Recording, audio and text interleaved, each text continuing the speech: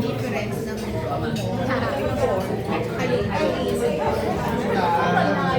Sobrang layo po. Kasi first thing, tao po si Noel. Galing ako, mythical agent.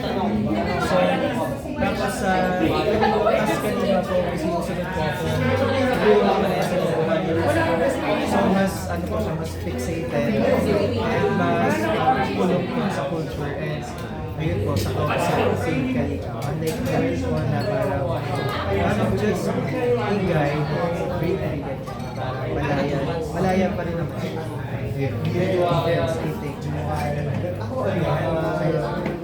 Si Gab na gagampanan yung papel sa play. Play the role of Ilihan. Si Ilihan ay isang poet historian na Burintantana. In the play, Burintantana ay opposite ng Encantada. So parang kung ang Encantada is love gives life, love's life and it's life-giving, ganyan. Ang Burintantana opposite nun. Pero dito, hindi na nagpalingaw. We have a forbidden relationship because sa world ng mga Burintantana, dapat ang parents ang mag-a-advise. Kumbaga, they decide, the adults, the elders, they decide na kung sino dapat magiging katuluyan. But because they fall in love, si Ilihan, dahil na poet siya, isa siyang makata, hindi na niya kinakaya, kailangan na niya sabihin sa mundo. So she gets into trouble for that, and he tries niya siyang itakas. Ayaw na niyang tumakas, ayaw na niyang magtakas. So yun yung kwento ng Ilihan at It's this whole conversation of why or why not she should escape. Sorry naman, I'm Carissa from Manila Post. Since na-mention nyo na forbidden love yung tinatapin dito, do you think ba na worth fighting for yung mga Anong sinabi mo kanina? Sabi mo na, kung mahal mo, ipaglaban mo. Kahit sa parents, sa parents, Kahit sa parents, kailangan ipaglaban. Kung adult ka, I feel that you... Pagalitan ako ng mga magulang. No, pero I feel like, syempre, ibang usapan kung underage ka, no? Pero kung adult ka, I feel like, I feel like yung kasama is worth fighting for. Regardless if it's romantic love, or if it's love for siblings, for friendship, for country, it's always worth fighting for. Next question lang, since Kaush is mabanakit, nakasakit na ba kayo before? I mean, in terms of, love siguro. Feeling ko bilang tao, hindi mo maiiwasan na manakit. Parang tao tayo. We will make mistakes, we will offend, we will disappoint.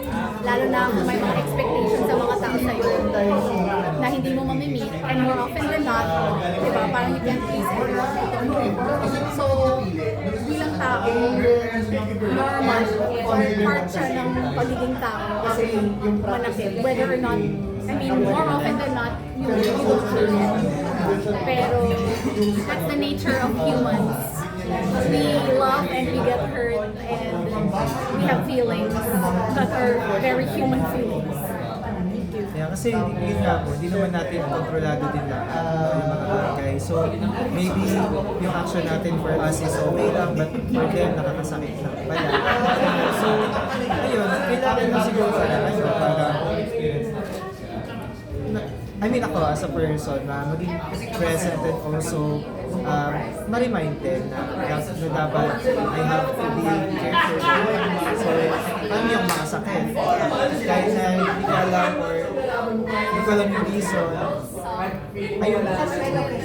So, ayun, nakakasakit din naman. Bilang si Ilihan, so far, anong linya yung pinakamasakit? Pinakamasakit? Actually funny kasi just like the more I read the script, the more I realize meron akong kaka-post lang sa thread. Ako at ikaw na kahit ako at ikaw ang ako at ikaw ay ang araw at dagat na kahit ilang beses pang paglayuin ng maghapon ay mananatiling magkaulayan. Okay.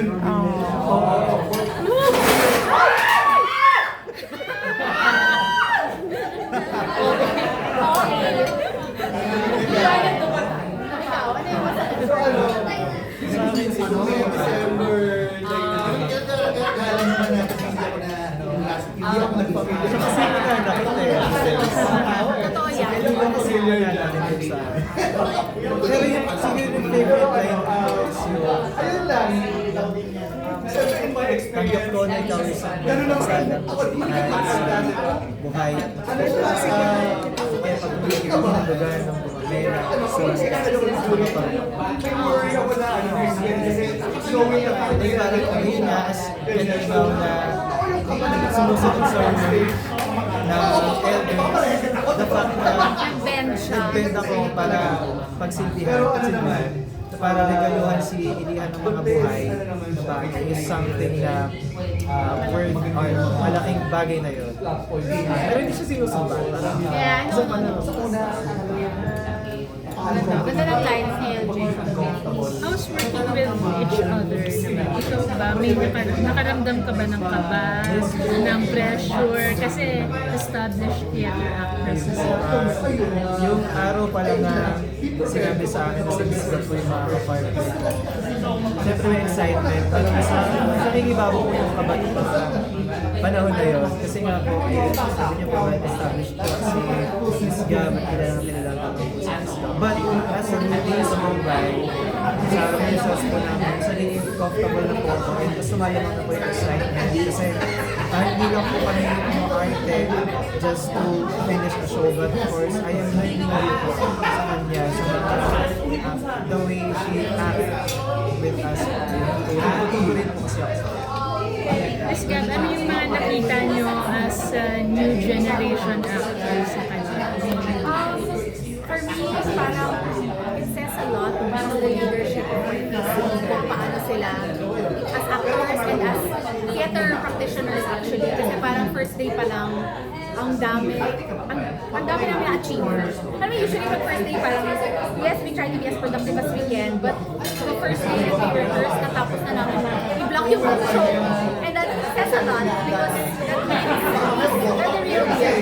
Hindi sila yung parang, gusto kong subukan ng theater. Hindi. Parang I feel like these are people who really love the craft and they're so willing to learn. And parang dahil nga sa under the leadership of DJ Borja na taga PUP, marami silang natutunan from him and marami silang alam as theater actors. And I would see them as professionals actually. Kasi hindi ko naramdaman na hindi nila alam ang ginagawa nila or I mean in any environment naman parang we always learn from each other, we always learn and try to get to know one another para maging comfortable sa space.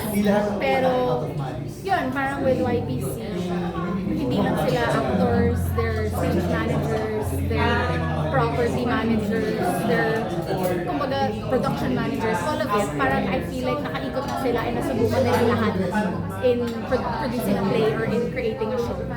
So, nakakatuwa to see it. Yun. Sana more people get to see it. Miss Gab, you're gonna play Gabriela in another play. So, parang may similarities ba yung character mo na... Hindi ko alam, matagal pa yung Gabriela eh. Pero parang kasing historian din, parang may ganun. Pero pag ganun, paano ka nag-prepare kapag may, yan, parang you're on the roll kasi may ganito ka, tapos may upcoming ka and that, how do you feel? Siyempre, iba, I mean, a lot of people naman have multiple roles. Usually, may mga shows na nangyayari at the same time or whatever. Parang, it's just really being open and just being present with whoever you're with. So, yung Gabriela, syempre, in the works ko siya, original musical siya, and it's happening later in the year.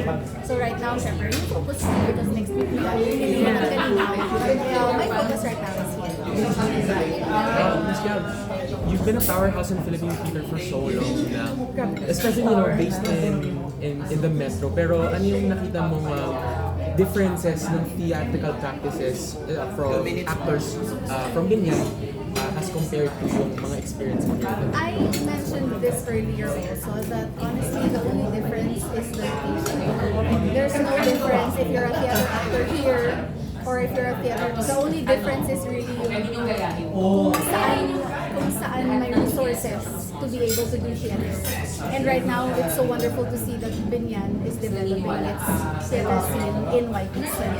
May sarili silang theater doon na napakaganda.